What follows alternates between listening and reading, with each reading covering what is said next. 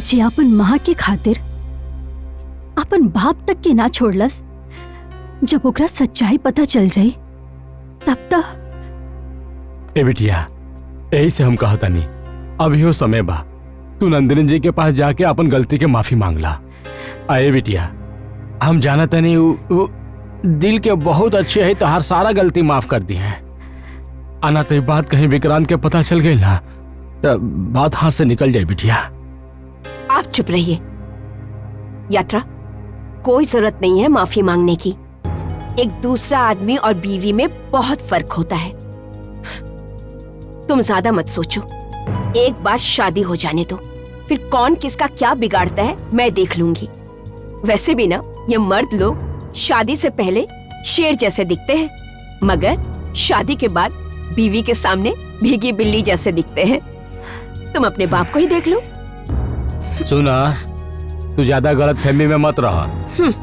हर दूसरा महीना तरह के बता के जे हम चाइना जापान जानी नू, दरअसल हम इंडिया जानी और अपना माई बाप के पास 15 से 20 दिन रह के आइले। वाह जीजा, तू तो कंबल ओढ़ के घी पिए तड़ा हो। बेटा खुश रहो, सब ठीक हो जाएगा।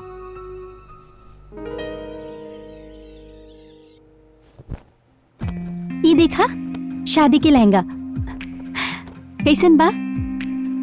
अच्छा बा, बट तोहरा से ज्यादा सुंदर नहीं के। ऐसे में तो कुछ भी पहनबू ना तो तोहरा पर सुंदर लगी। ज्यादा मस्का मत लगावा, हम पहन के आवतानी। हाँ।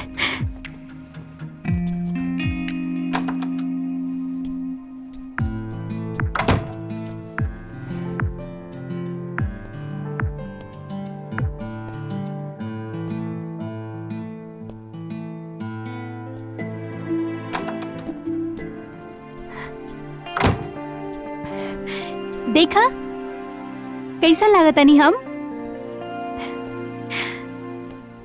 बहुत सुंदर। ठीक है, लेकिन बहुत भारी बा। तो हल्का कर दी का? हाँ?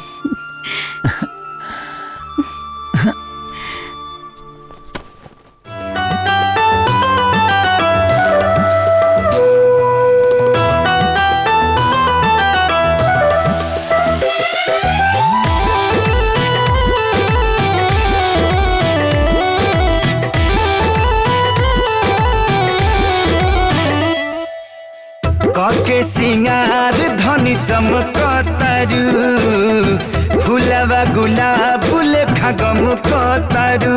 आज हमके तो पूरा तैयारी लगे। कथा राजा हमके तने हल्का,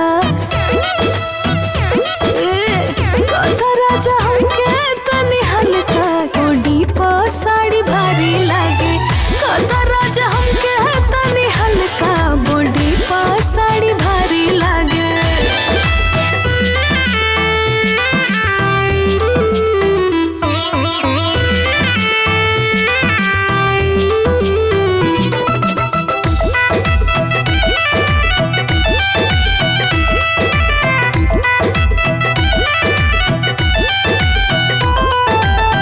बुझता निरानी मिजाज तोहरो, जियारा जुड़ा देबे आज तोहरो।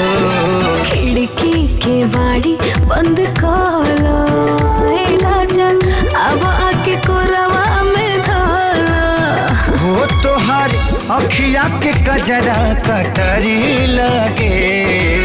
कथा राजा हमके तने हल्का, गोडी पर साड़ी भारी लागे। कथा राजा हमके तने हल्का, बॉडी पर साड़ी भारी लागे।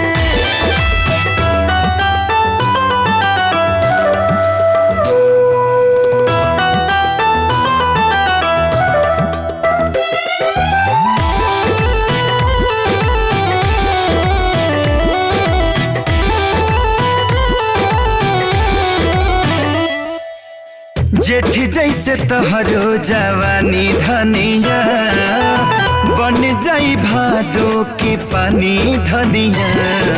बहकल बदन पिया मातल बा, उसे मनवा पिया फसल बा।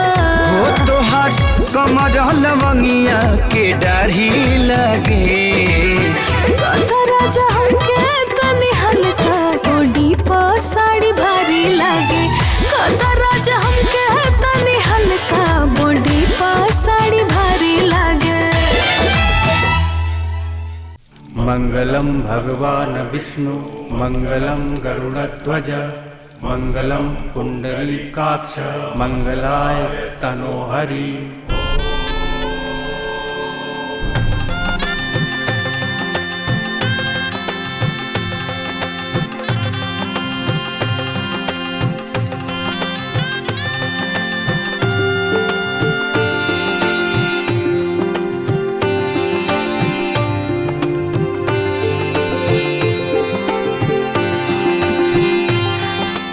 सोच रहे तरह ये आखिरी मौका बा, एकरा बाद कुछ ना हो सकेला।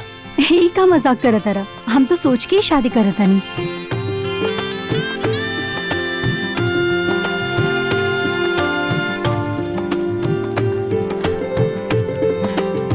तीन फेरा भ गई, चौथी फेरा में वर आगे रहिहान और वधु पीछे। 1 मिनट पंडित जी, का भइल? अभी फेरा ना होई। काहे? ई फेरा होई, लेकिन हमारे को शर्त बा। का बात हो हर शर्त? शर्त है बा कि हमके शादी भइला के बाद हमनी के जिंदगी में तोहरा माई के कोनो दखल अंदाजी ना होके के चाहिए। तू पागल हो गई बड़ा का? ये का बेहुदा शर्त बा? वाह रे दामाद जी, एक बेटी को अपनी माँ से अलग करना चाहते हो? काहे ना आंटी जी, जब एगो बेटी एगो माई मिलके एगो बेटा के ओकरा माई से दूर रखे के शर्त रख सकेला तो हम काहे ना रख सकीले। पहले हमार शर्त सुन तली। अगर ई शादी हुई तो उहे शर्त पे की रउआ के आपन बेटा के जिंदगी से अलग होके के पड़ी। शादी के बाद वो हमरा साथ अकेले रहेंगे और हमार जिंदगी में कोनो दखल अंदाजी ना रहे। हाँ, एक और बात, इस सब कुछ रउआ हैंडल करब। इस सबके बीच में हमार नाम कहीं भी ना आवे के चाहिए। अगर रउआ ये नहीं कर सकत तो ई शादी भूल जाए।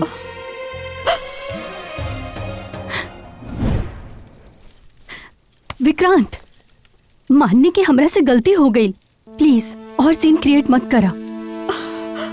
यात्रा चाहत कैसन कोनो दरिया नहीं बनल जौना में हम अपना माई के भी ना डूब जाए। हम आज भी तोके खोलना चाहता नहीं, इंतजार करता नहीं, ताकि तोके एहसास हो जा कि जो तू कर रहल बड़ू वो कतना गलत बा।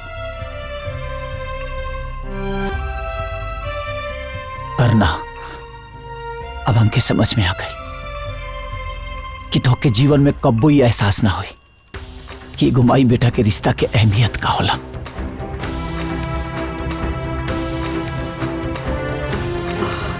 तू जानते नहीं को कि ये बड़ रिश्ता कौन हो कबे ना करेला। यही से तोहरा के अपना बाबूजी की कहानी सुनल रहन ताकि तू समझ जा कि जे भी हमरे माई के आंख में आंसू दिला ना ओकरा के हम कब्बो माफ ना कर पाइले।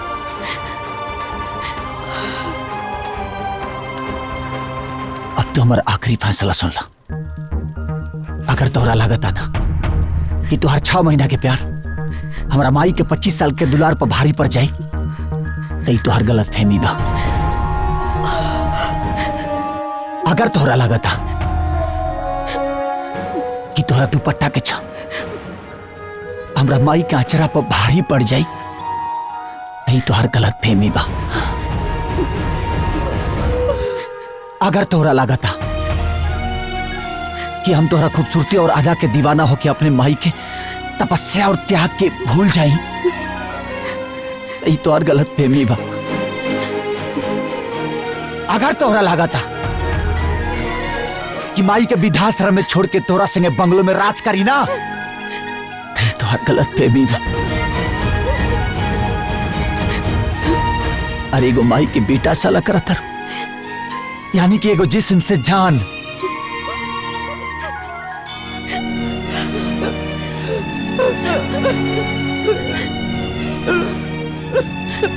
और सुन ला, अपने माई खाती तोरा खानी एगो यात्रा का हजारों यात्रा कुर्बान करते।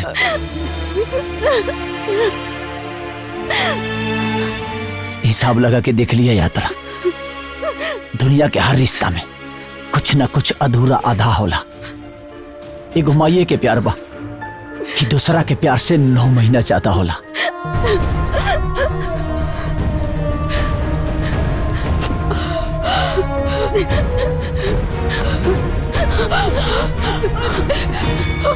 विक्रांत, चल माई।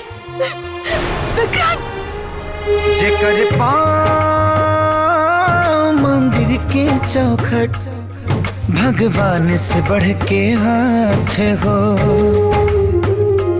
अचरहा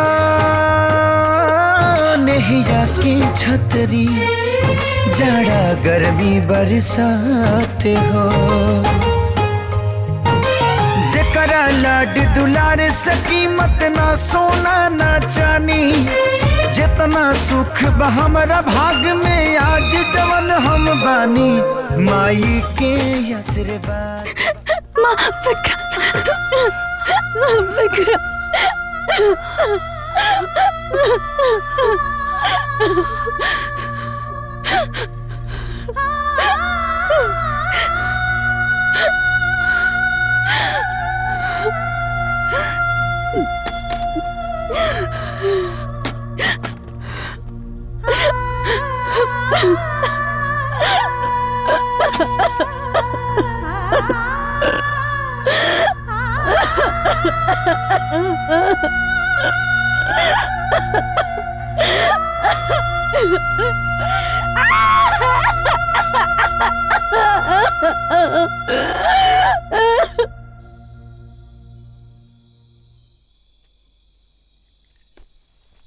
सरवन कुमार के भी हार मनाई का, जेकर बिना जी ना पावत रह। वो लड़की क्या हमरा खातिर छोड़ देलस। हम एकर कर्ज कैसे उतारब भगवान।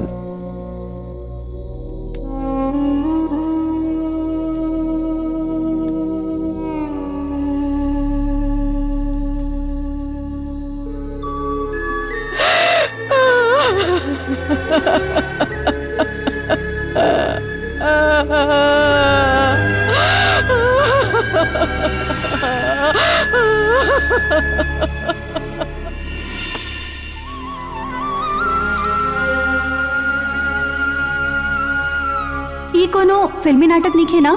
ना यार, सच में I love you. I love you too. कहीं हम यात्रा के साथ गलत ना कर देनी। हमारा और यात्रा के रिश्ता तो मात्र 6 महीना के बाद, तब हम यात्रा खाती इतना तड़पाता नहीं। और माई तो बाबूजी के नाम के ही सिंदूर लगा गई, और आज भी मंगलसूत्र उनके नाम के पहने ले। कहीं अपना प्रतिशोध के आग में हम अपना माई के प्यार के आहुति तो ना दे देनी। ना, हमारा एगो मौका जरूर देवे के चाहिए। हमरा कोशिश जरूर करे के चाहिए माई के बाबूजी के मिलावे के। हमें जरूर करब, हमें जरूर करब।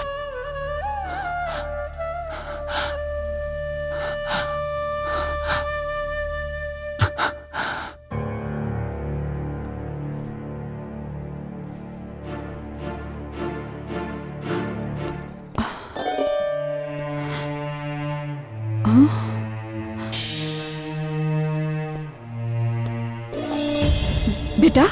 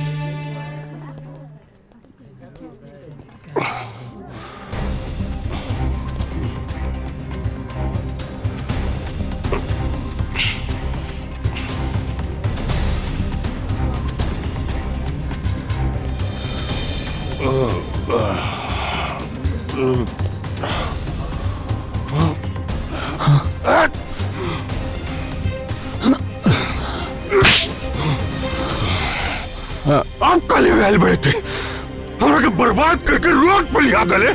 अब काले वैल बड़े रहते।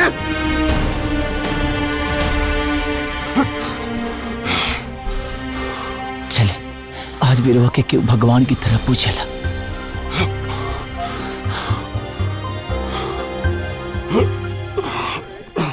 माई, हाँ माई चल ना, आओ ना, आओ ना निशा, हाँ। आओ ना। अरे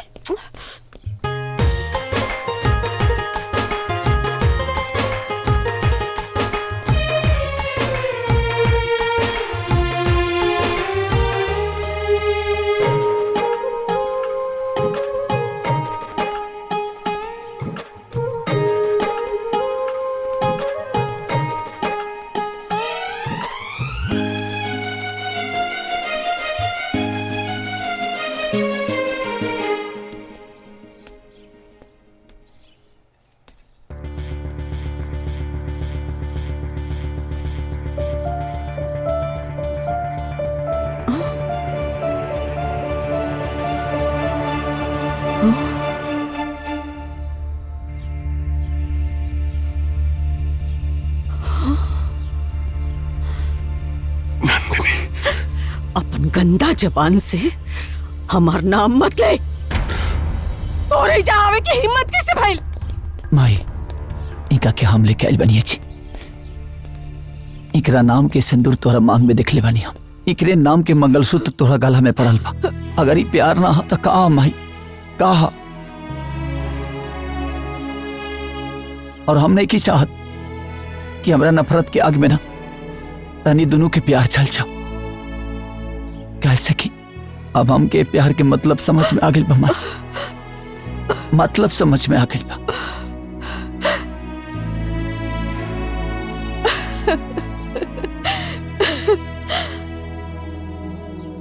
प्यार? ये गंदा इंसान के पता बा प्यार का होला? हम तो सिर्फ और सिर्फ इसे नफरत करेनी, नफरत। और रहल बात ये सिंदूर और ये मंगलसूत्र के ना बेटा, तो ये हमार संस्कार बा। हाँ। एक मतलब विक्रांत हमनी के बेटा। चुप, एकदम चुप। बेटा कहे के अधिकार तू वह दिन खो देले बाड़े जो दिन हम अपन बेटा के कोख में लेके तोरे से मिले खातिर आयल रहनी, और तू धक्का देके हम दोनों के अपन जिंदगी और अपन घर से निकाल देले रहले।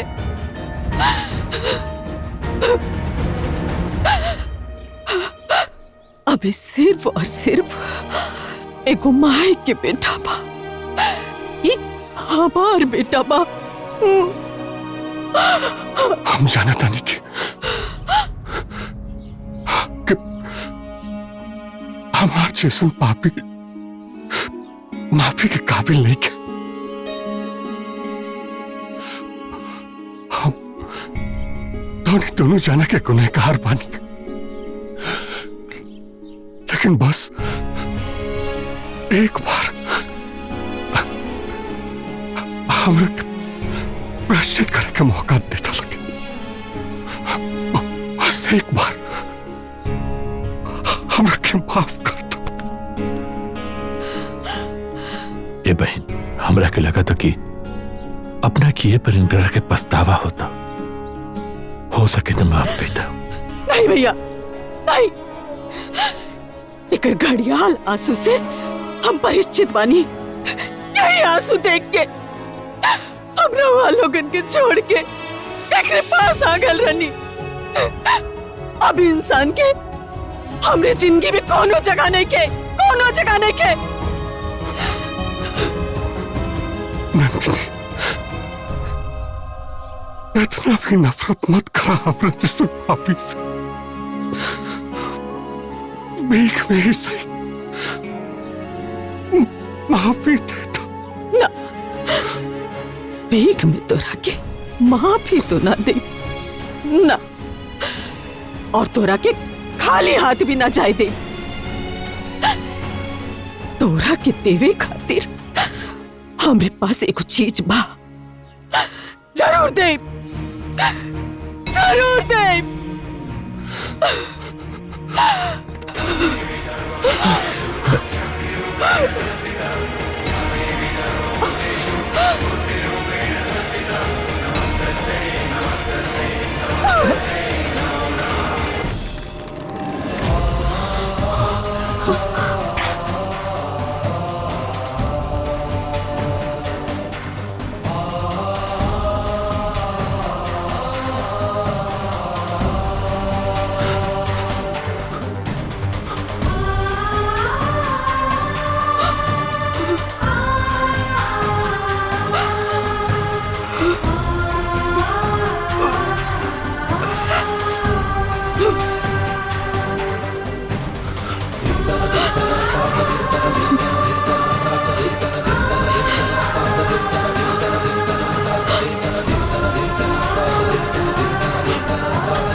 जौन रिश्ता के आज तक संभाल के रख ले रहनी, वो रिश्ता से आज खुद के मुक्त कर देनी।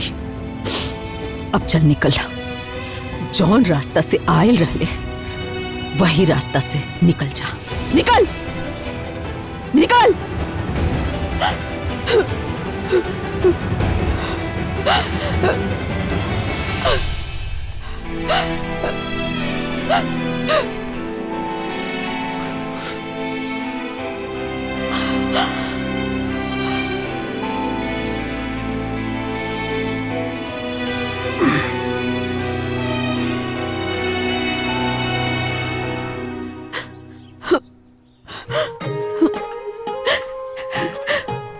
बेटा, जब तोरे जिंदगी में हमरे अलावा केहू और ना हो सकेला, तो हमरे जिंदगी में तोरे अलावा और क्या हो सकेला? हमार जिए खातिर हमार बेटा ही काफी बा।